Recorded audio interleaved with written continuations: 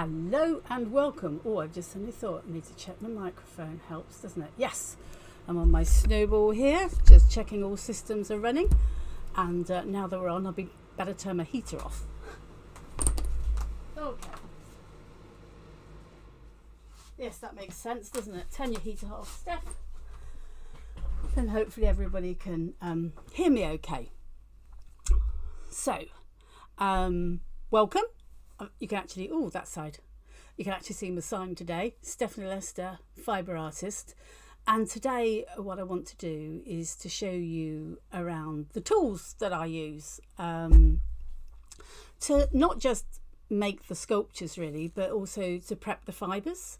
If I look over to my right, like that, it's because I'm looking to see if I'm actually live.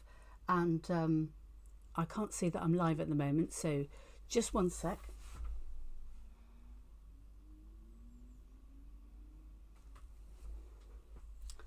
Okay, I'm going to check again. This might be a bit of editing out, mightn't it, in the post-production. Oh no, there you go, I can see myself. Fantastic. And that way, you see, I can see if you've put any messages because I can't see it on this screen. So there you go. Right, good to go. Fantastic. So yeah, what I want to talk to you today is about all the tools that I use which go into prepping the fibres before I even start the felting process, and then also some of the tools that I use during the process, because I probably don't show them very much when I show my videos of pieces. I guess it's I always think it's exciting for me, but it's not necessarily going to be exciting for everybody else. So I have some weird and wonderfuls, and I think some of them, well, one of them in particular looks a bit like a torture chamber. So, you know, we look forward to seeing that. So, firstly, sometimes we buy the wool from places like World of Wool or Crafty Kit Company, and they're already prepped. But then, even though they're prepped, you might actually want to do something differently with them. Additionally, I sometimes buy sheep's wool which has just been sheared. So I have to actually wash it and prep it.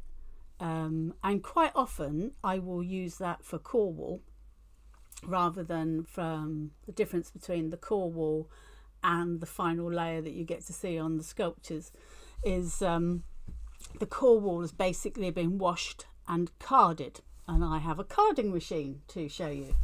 Oh, yes you are, Steve. Yes, hello Mac, hello Steve, brilliant, good to have you on board.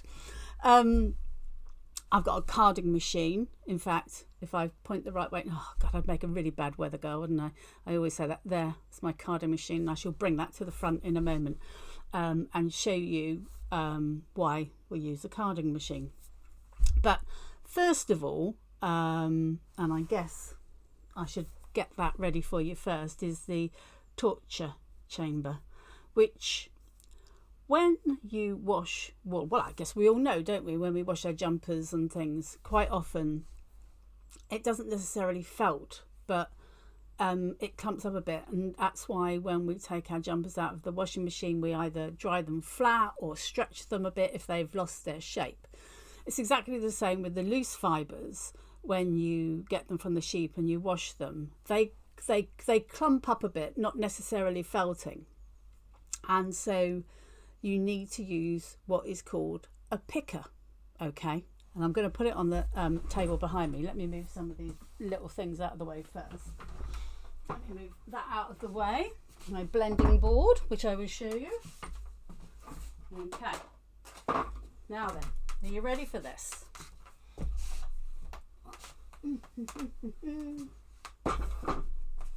Yes, you can see that. Look at that. Now, if that doesn't look like a torture chamber, a torture, well, a tool of torture rather than a torture chamber, isn't it?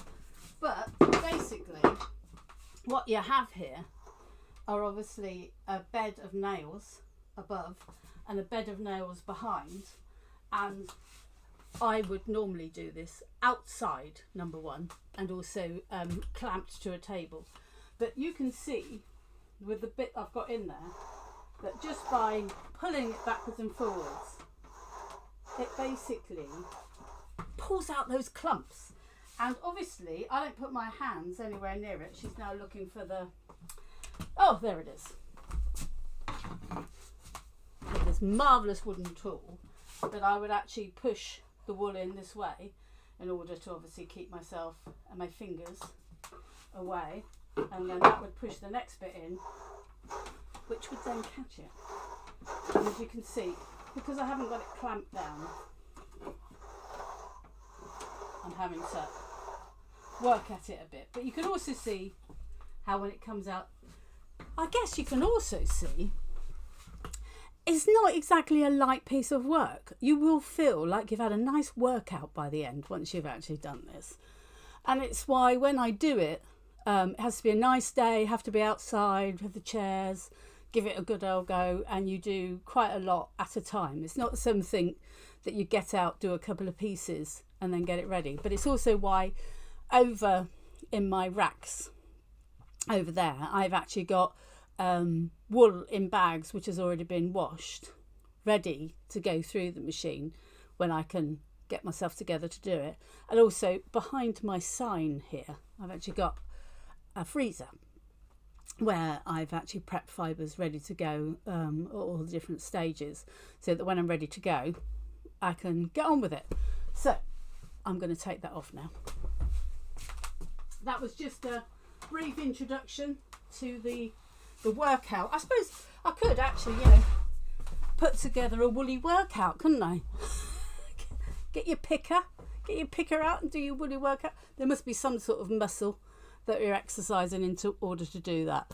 But joking aside, it's if you don't do that, then you more than likely are going to need probably a bigger one than this, but a dog brush or something, and you would have to actually individually go through and stretch things out before it goes through the carder. There is no way you're going to get the fibres through the carder if you haven't actually picked it or stretched it, which you can do by hand. You don't absolutely need the picker. And I guess if you've got very small amounts, that's perhaps someone has given you a small bag of wool and you've washed it and you want to get it ready for felting, then you could actually pick it out individually with your carding brush. And also, I'm just trying to think in terms of, because I'm going to put mine through a carding machine. So basically you would use these to pick it and then to card it. But it would take quite a lot of effort by hand. But if you've got a small bit, you could do it, basically. So I guess the next thing to show you is the next step, if I'm doing it in the steps as we go. So, let me see if there's any questions first. Looks like a mini swing with nails. Yes, Mac, it is a mini swing with nails. Not a swing you'd want to put your child on, let me say. Oh, dear. But, yeah, pretty much it's a swing. And actually the setting up of it to actually get the nails so they're in, because obviously you can have it so it only just catches. So if you had really tough wool, you might want to hire it. So you actually put it through a few times, basically, in order to stretch it out. I mean, sometimes you might see things where people have said, oh, it's a really dirty fleece or it's more trouble than it's worth. It'll be because it's really clumpy and really dirty and it takes an awful lot of effort to pick it out and then to actually use it. But you decide, basically, how much effort you want to put in. So once you've actually got it picked out and it's looking looser, let's say, you need to get it into a state that you can then use it to felt it, or in the case of spinning, so that you can actually spin it and then use it for knitting and weaving and other such things as that.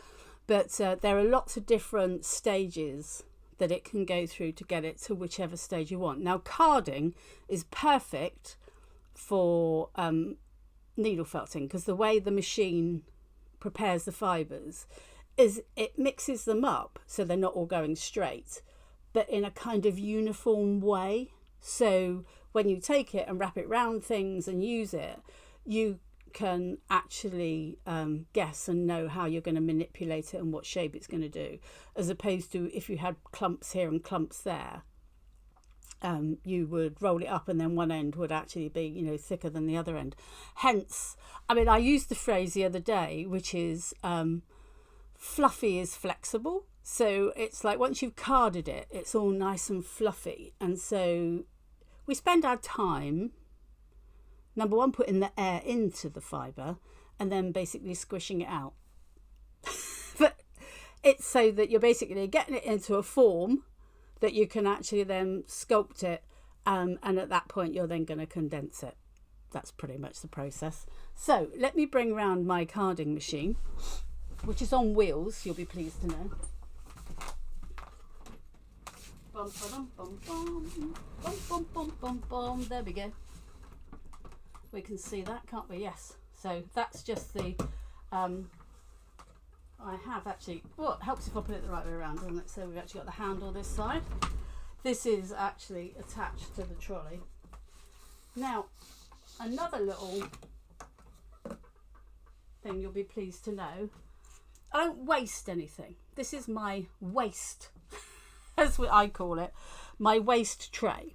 So whenever I come to the end of the project, I always have, you know, masses of bits and pieces that I'm not going to use, or I can't be bothered to separate out and put back into where it came from. So I basically, for those bits, put them in my waste bucket, and then I card them again through, and it makes really good core, because basically it mixes it all up, and so it's quite a mixed up colour, but it doesn't matter because it's actually going to be in the core of my project. And you know, we use a lot of core, especially when you're making something like or you can just see it, my elephant over there. Okay, let me just check to see if there are any more questions. No, right, so this is my carding machine. Now let me go over this side. I think, is this side going to be better to show it? Yeah, bring it into shot a bit more. Whoops. Manipulation. Right, so this is my handle. I've got a porcupine spine, which is really good for picking out the bits. Now, as you can see, I've got some little ends of fibres from the last time I did some carding. So more often than not, we will take that off, even with our little spine, pull out the little bits which are left. But because I'm just going to do a little bit of a demonstration for you here today, I won't worry too much about that. So for instance, I've got bits and bobs. In fact, some of that is alpaca. I've got some glistening bits, all sorts, and you quite literally put it under this. You see there's a little roller here and a big roller here, and you turn the handle. There you go. You can see that, just about, yeah, and it draws it all onto this bigger brush. Now, there we go. These have been made by a fabulous company called Ashford in New Zealand, but you can see that's a little bit clumpy there, so I actually have my brush that I can put on top, which will hopefully smooth that down a bit and get that going. But basically you put it through and then it comes out onto this. We take it off and it's a matte, which I want to show you a texture, because for me to do that will be a waste of your time. But basically it brings it out as a bat, which is lovely, and get that into that camera, lovely and uniform, but nevertheless all crossed up fibres, which is a brilliant start for when you want to actually start felting. So yeah, there's my little doffer to pull it off. I won't, this isn't a full-on instruction for each item. If anybody wants to know how to use any of the things, masses of stuff on YouTube, or I'm obviously happy to go through it, but I just want to briefly introduce you to my little tools. Now, there is such a thing called a blending board, which really you need to have your fibres already either combed or carded before you use it on that, because it's not actually going to it's not going to organise the fibres, it's just going to blend the colours. So let me, she says, because I've put it down, here we go. Blending board. Right, so when you've got a few colours, you might have you know, a light blue and a dark blue, and you want to mix it up so it's a medium blue. It's the same way. Oh, let me put that on the floor because that's just going to get in my way now. Oh, there we go. There we go. It's just the same as paint, which is you can make whatever colour you want just by mixing them up in the same way as paint. But obviously, if you've just got your little brush, you can only do so much, and that's fine if you've got a little project and you just want to, you know, do some ears or something, a particular colour. In fact, I've got some blue in there now. I'm just suddenly looking around to see, I'm sure I had a colour which we could put down there and join up so that I can actually show you. Just a second, I'll be with you. Ooh, here we go. No, it's not in there either. This is where I wasn't quite as prepared as I thought I was going to be. Okay. Shall I just grab a couple of random colours then? Yeah, okay. I'll grab them out of my waste bin. Just to show you how it works. Let's find some random colours. And actually, this is a good way if you want to mix in some fibres, which probably you wouldn't normally find. So for instance, if you want to put some silks in with the wool to get a nice sort of textured effect, the blending board is a brilliant way of doing it. So I've got some these are bamboo fibres with wool fibres, and you can just blend them all together on this blending board. Now let me show you how that actually works. Make sure I've got my see if we can see it. There we go, we can see that, can't we? Right, so I'm just going to do a little strip, but obviously you can do the whole mat, but you just quite literally pull it down and let it catch into the, this is like a little bed of well, it's wires, but I think we call them teeth probably.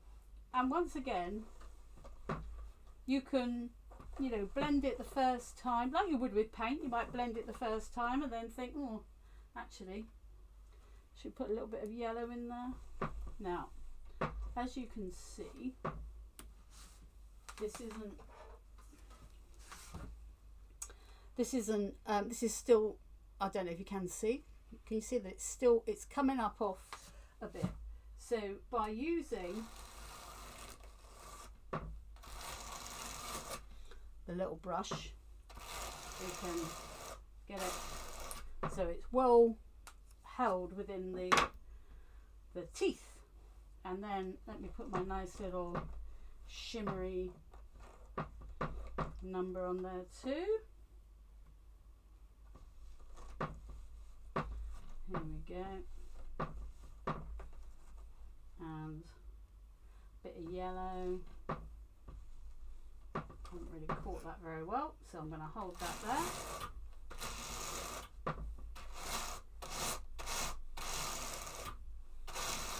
Now,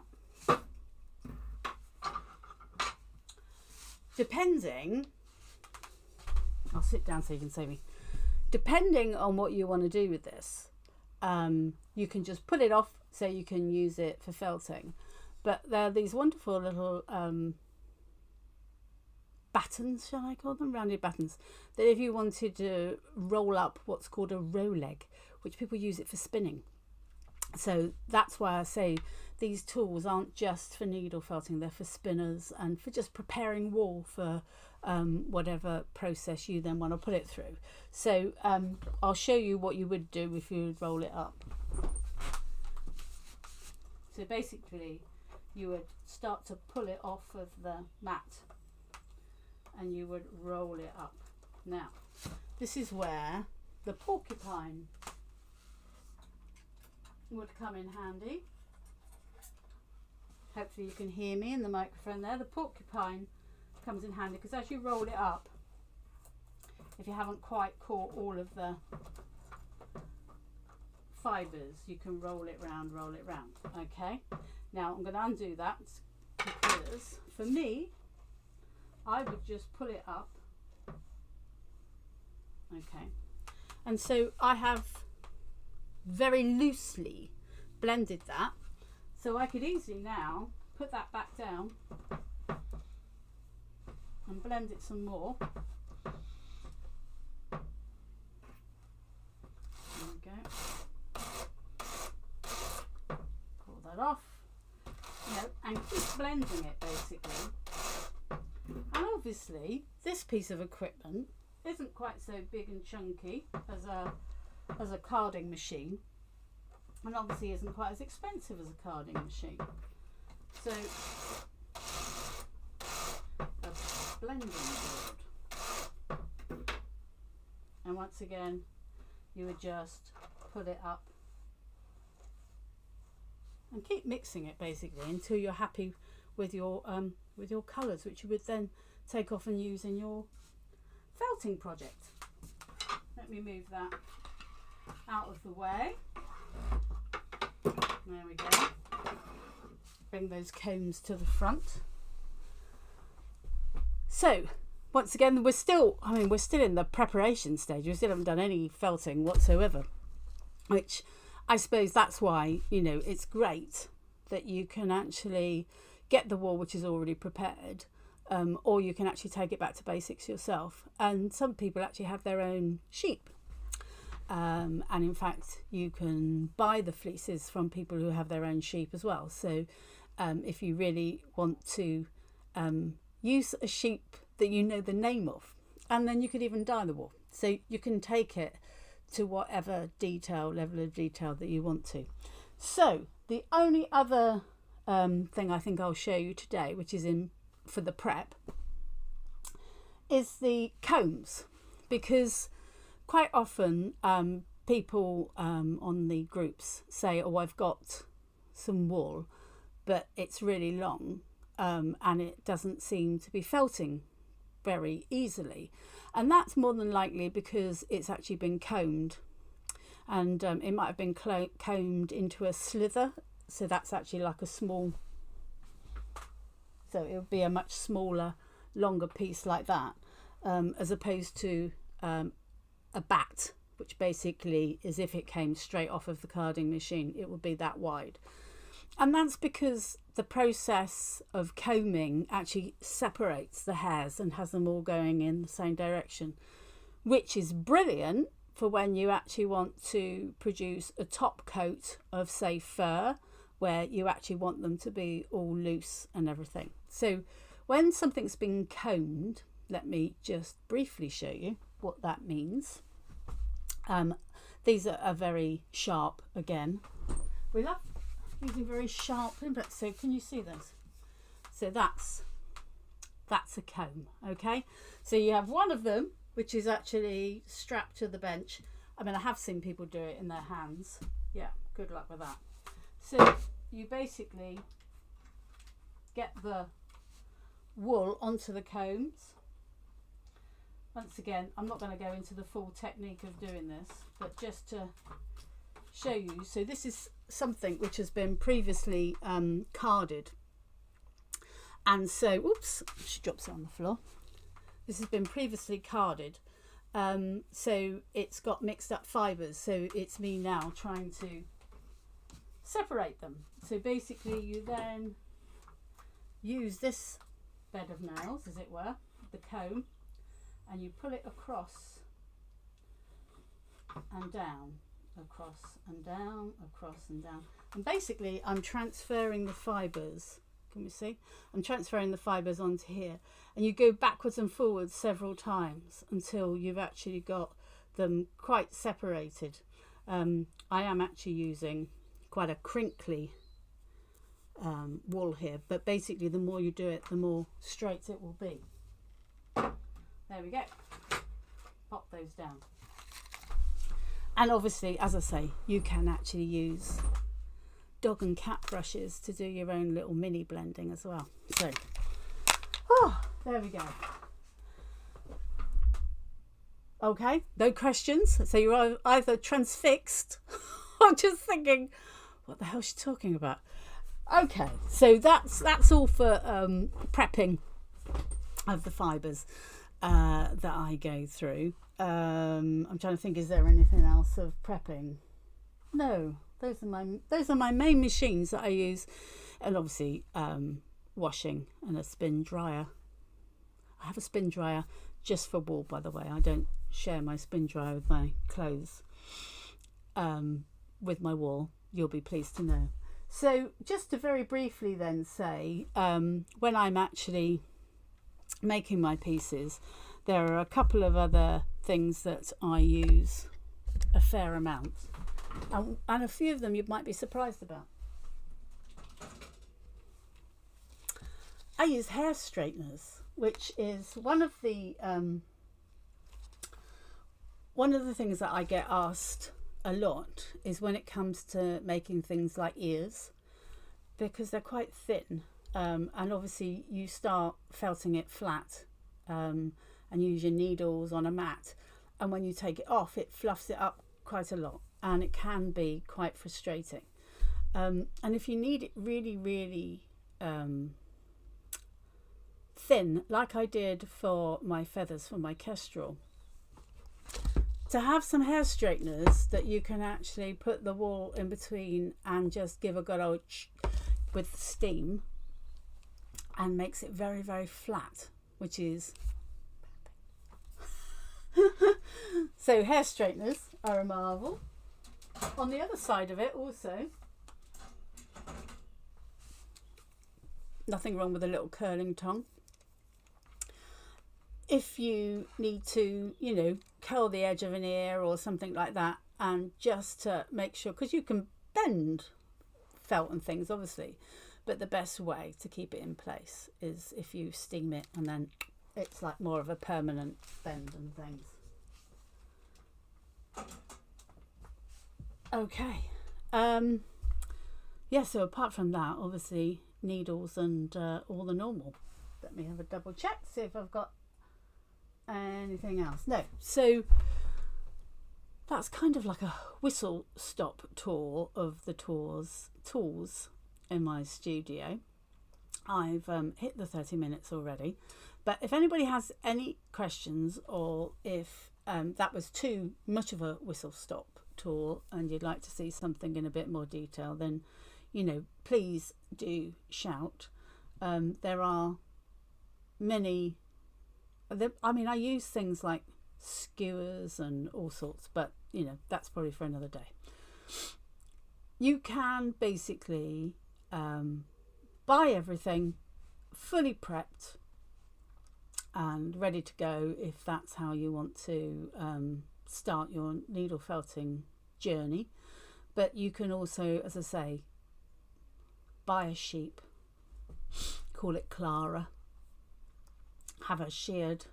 You can even learn to shear herself if you're worried about the shearing process, and wash the wool, prep the wool, dye the wool, and then you can truly say exactly where every strand of wool came from in your project. Anyway, so that's me today, showing you some tools in the studio, and I will be back next week. Not sure what the subject will be yet, but I will see you then. So speak to you soon.